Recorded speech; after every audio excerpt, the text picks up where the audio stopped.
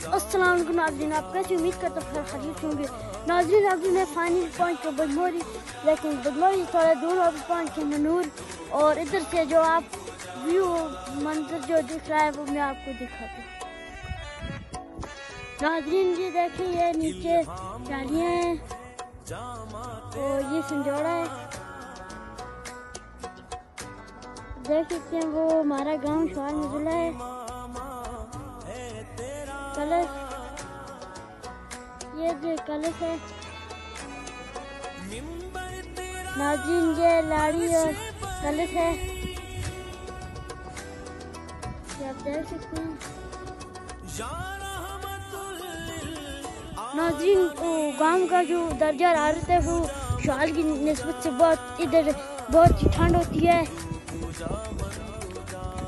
नाज़रीन आज इधर बहुत ही ठंड हो रही है, अभी ठंडी ठंडी हवाएं चल रही हैं।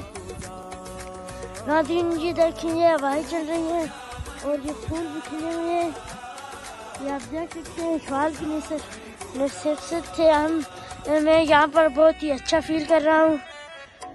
ये आप देख सकते हैं, बहुत ही ठंडी ठंडी हवाएं चल रही हैं और फूल भी खिले हुए हैं और यहाँ पर बहुत ही मज़ा भी आ रहा है।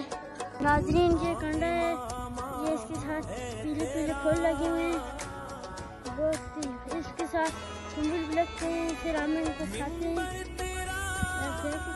नाज़रीन ये गांव का कितना फूल मंजर है, ये फूल ही फूल हैं, ये आप देख सकते हैं।